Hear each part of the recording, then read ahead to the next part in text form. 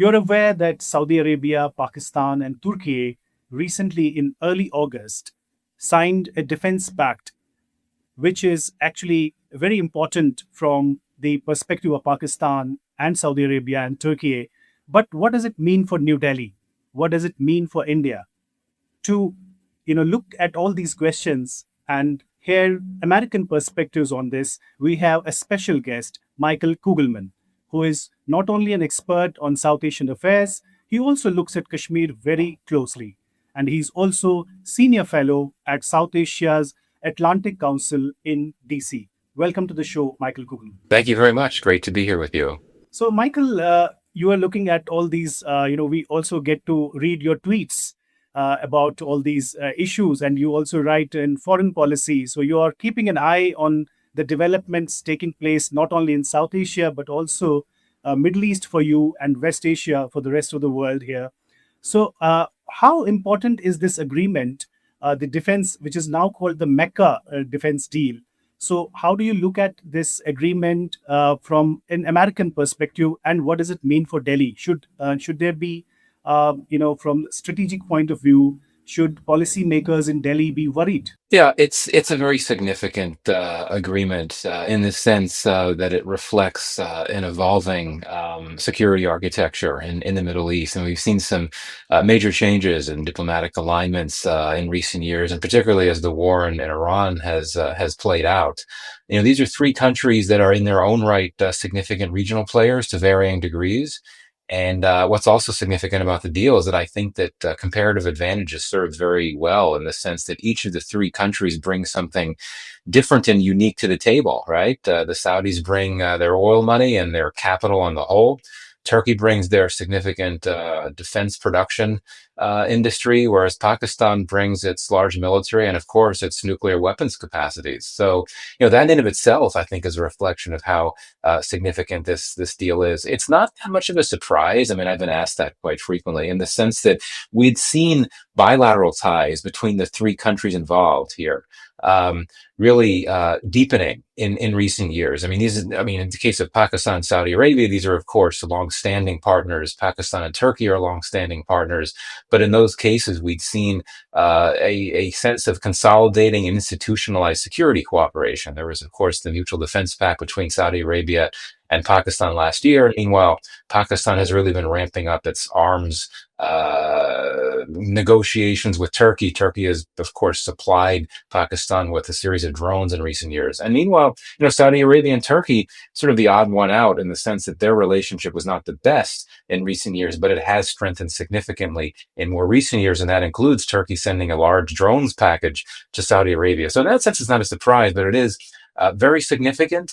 I think it really is, among other things, meant to respond to a perception that the U.S. does not have the ability or the desire to bring deterrence to the region at a moment when all three countries are concerned about various threats. So this is a case of the three countries, I guess, following the advice of Canada's Prime Minister earlier this year when he called on the middle powers of the world to work more together. In terms of what this means for India, I think it's both bad news and, I mean, it's not good news. I think it is bad news to a degree, but I wouldn't overstate that bad news. And what I mean by that is that, I think it's not a good thing for India's strategic interest that Pakistan is signing this major defense pact with Saudi Arabia, which is a key partner of India's, as well as Turkey, one of the few countries in the Middle East that India has not had a really solid relationship with in recent years, but that has been improving over the last year or so. But whereas I don't think we should overstate the negative impact for India, a lot of talk about whether this deal is an Islamic NATO because of the Article 5-like language in the deal, an attack on one being considered an attack on all. To game this out, let's be realistic, right? If India carries out military strikes in Pakistan, is Saudi Arabia going to come to Pakistan's defense military and fight against India? No, that's not going to happen. Turkey doesn't have Turkey's relations with India are not as good as Saudi Arabia's relations with India, but Turkey would have no interest in getting involved in a subcontinental conflict between two nuclear-armed rivals. So I think that for India, some geopolitical concerns from that standpoint, But in terms of what could it actually mean for India at the end of the day, particularly when it comes to its concerns about India, its concerns about Pakistan, and when you look at possible conflict risks, I don't think that this agreement would be that much of a factor. So that brings me to another important question, which is like from this vantage point of Saudi Arabia, it sort of witnessed that America's support to Saudi Arabia is not enough to protect its, like, as far as Saudi Arabia's security umbrella from the US perspective is concerned. So is it also a case where Saudi Arabia is actually looking to widen its alliances in the region, because Saudi Arabia first signed a different pact with Pakistan separately, and now these three countries are coming together. And another thing, like China and Pakistan, as French political scientist Christophe Jaffrelot, he has written in many books that Islamabad and Beijing happen to be all-weather friends. So China is also, sort of accused or understood to have supported Pakistan in last year's confrontation with India, as far as supplying information and warfare is concerned, and Turkey also, supplied drones. So how are you looking it from the Chinese perspective as well, and from Saudi Arabia's, widening its scope of defense and getting out of America's security umbrella? I mean, I don't think that we should. I mean, all three of these countries that signed this deal have good relations with the U.S. presently to varying degrees, and I don't think that this deal is an indication that they're looking to abdicate their responsibility to uphold those alliances and partnerships with the U.S. I mean, as you know, Saudi Arabia has been pursuing a nuclear cooperation agreement with the United States, and I don't think that's going to change at all. Um, and what I'll also say here is, getting at the issue of how these countries look at their relationships with the U.S. after this deal is signed. The messaging has been very clever on the part. Public messaging has been very clever on the part of the signatory countries. They've said on a number of occasions that this is an agreement that's not meant to target one particular country, and I think that's meant to preempt possible U.S. Concerns that this is meant to target Israel. I think that the understanding in Washington, and this is one reason why the deal has been supported in Washington, in my view, is that it's really about Iran. Now, the deal is about Iran. It's not only about Iran, it is about Israel, in my view, as well. It's about both countries.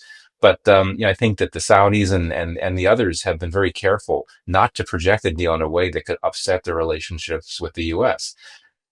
And I believe that Saudi Arabia's security alliance with the U.S. will remain intact. And I think this comes down to the fact that the U.S. at the end of the day supports this agreement. It sees it as a case of some of its key allies working together to essentially look to um, uh, carry out a level of activities that equate to a successful case of deterrence. Um, and targeted on Iran. Bottom line, let me restate that more succinctly. Yeah, the administration supports this deal because it consists of several U.S. allies working together to carry out actions that reflect U.S. interests in terms of restoring deterrence, trying to push back against Iran through deterrence. And that's the type of burden sharing that the administration would like to see more of. So, given that the U.S. supports this deal, that's another reason why I think Saudi Arabia does not have to be concerned that its alliances or its security partnership with the U.S. Could be undercut by this. Now, in terms of China, yeah, very simple, very briefly. It seems like every new major geopolitical development these days benefits China in some way. This one does too. I think that given that these countries are going to be wanting to work more together on defense cooperation, there could be commercial opportunities for China there. I mentioned before that Turkey has its significant arms production capacities, but China is also an arms supplier, and it may find customers. These are countries that China has a good relationship with. It might find heightened interest on the part of these Mecca deal signatories to talk more to China about purchasing more weapons. So, also, how do you look at the recent visit of American ambassador to India, Mr. Gor?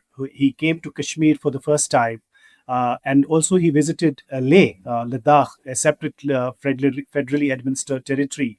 So, he also made controversial remarks, one in Srinagar and another one about Indian television channels later, where he said that after 6 p.m. he watches Indian television channels for entertainment because 3, 4 people are talking, just shouting on top of their lungs, and by 10 p.m. there are 20 people in one window, and they're all shouting, and nobody is, everybody's interrupting everybody else.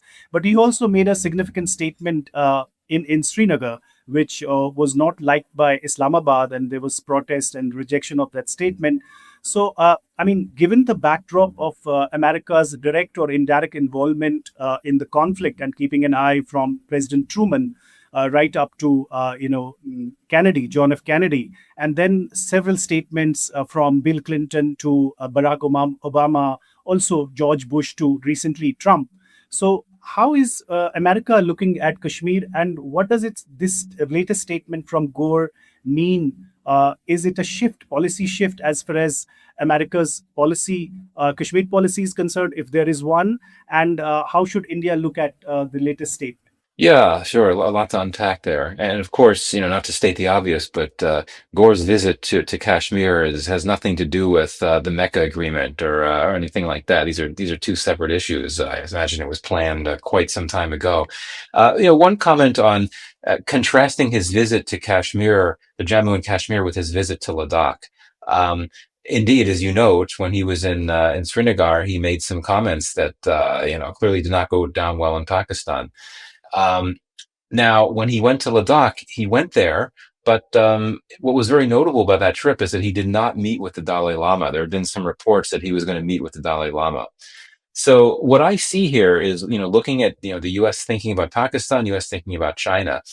I think that the U.S. calculated that it could afford to do something that would upset Pakistan just because of the nature of the U.S.-Pakistan relationship, given how much Pakistan wants that relationship with the U.S. to work, given that Pakistan would have no desire or capacity to actually push back or punish the U.S. for a comment like that. However, in Ladakh, he didn't meet with the Dalai Lama.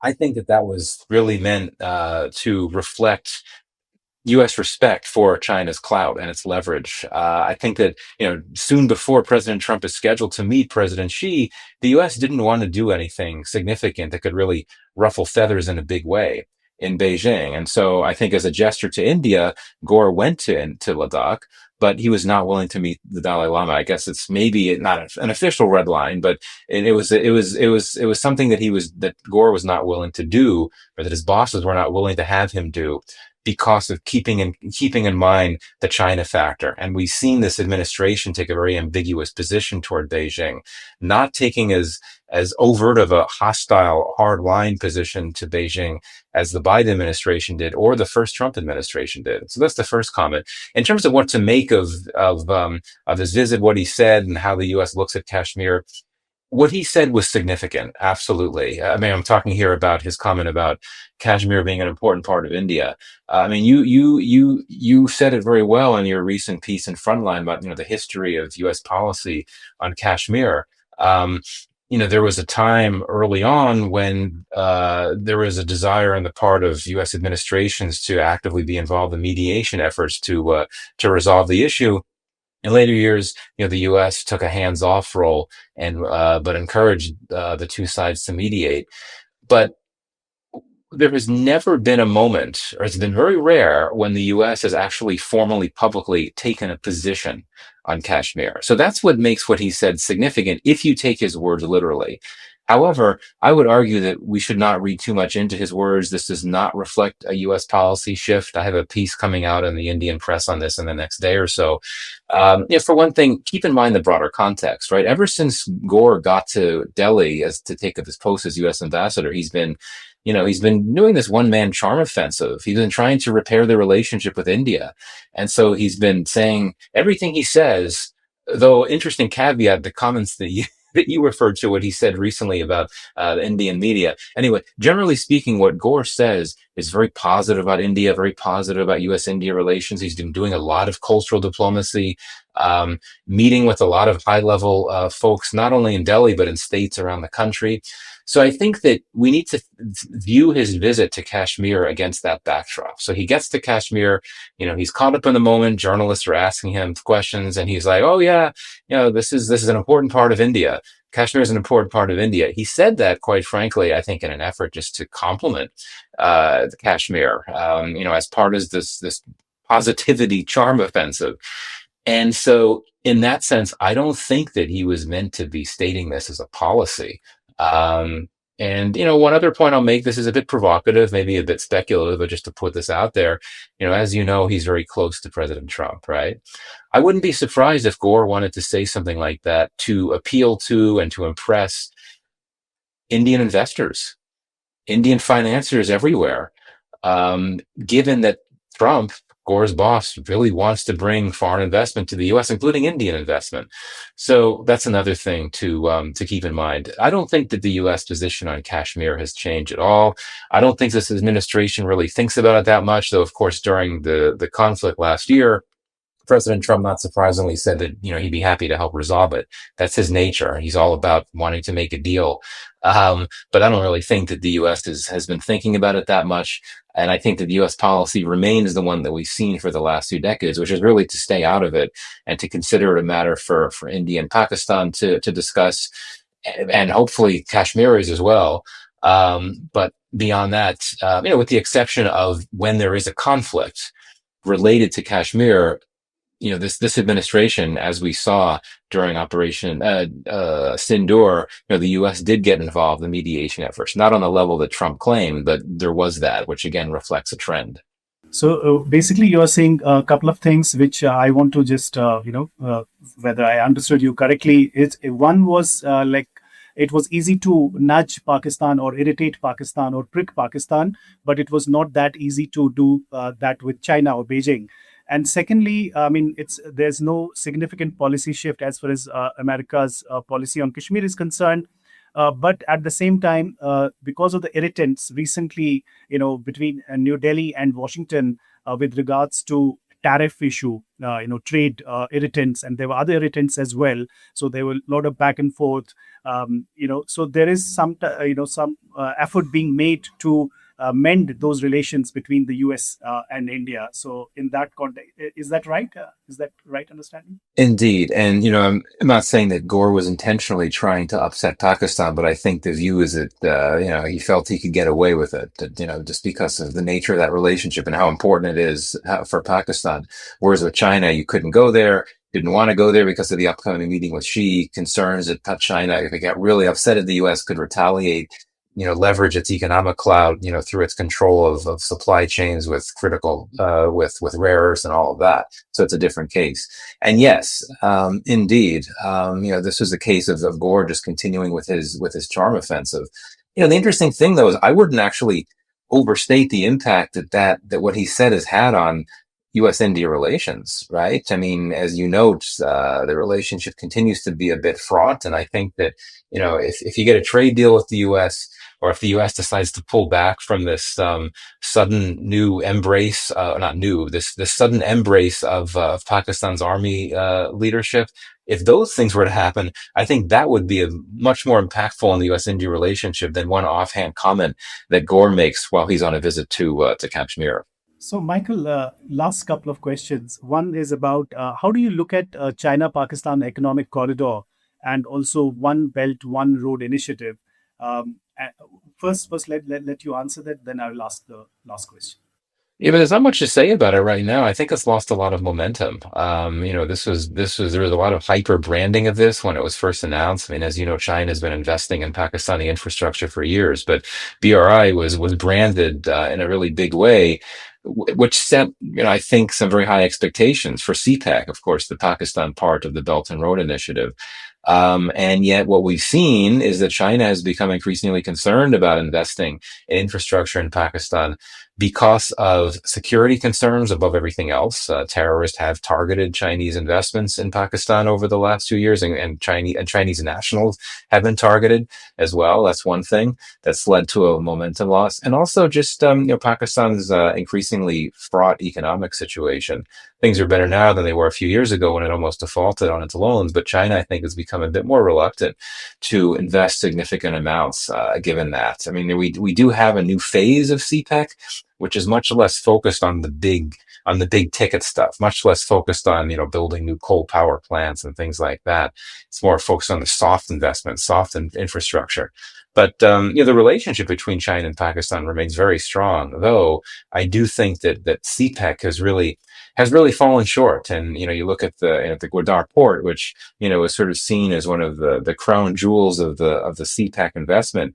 Not much has happened there in terms of Chinese investment leading to actual achievements on the ground. So, Michael, in fact, the whole world witnessed the horrors of violence recently in Iran. More than 20,000 people were killed, and there was a lot of violence in Gaza since last 3 4 years. And Lebanon, we saw, and in retaliation, Iran also targeted the energy arteries in the Gulf GCC countries, and this has led to another crisis of sorts. First, in terms of energy, by controlling the Strait of Hormuz, and then there is also the problem, like the new alliances, is so to speak. For example, what about India-Israel relationship, and what about India-Israel and American relationship, and who are the other who's on the other side? There's a lot of chaos right now. The world is not unipolar anymore. So how you look at this multiple possibility of multipolarity of the world right now? Yeah, I mean, it's true that the world is on fire and there's, a lot of geopolitical churn.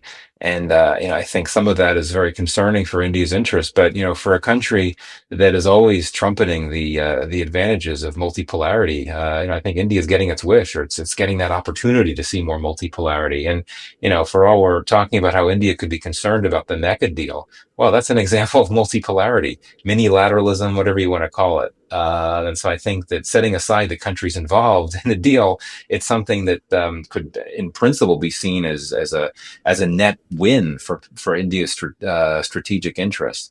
But yes, certainly a very difficult moment. India is, of course, looking at challenges in its own neighborhood, which I think are perhaps the most concerning. As you know, of course, with all the changes in Bangladesh, as well as a series of new governments in the region in recent years that have wanted to, I think, better balance ties between India and China. And that means maybe not working quite as closely with India, even though I think that even these smaller states in the region that may be concerned to a degree about India's actions in the region, they would still acknowledge that India is a critical partner and a critical ally.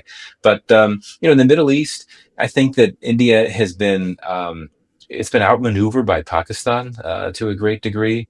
Or at least Pakistan has been a lot more overt and loud about what it's doing. Pakistan, of course, being a chief mediator in the war, leveraging its relationships with many of the countries across the Middle East, and then getting these deals with Saudi Arabia and now the Mecca deal.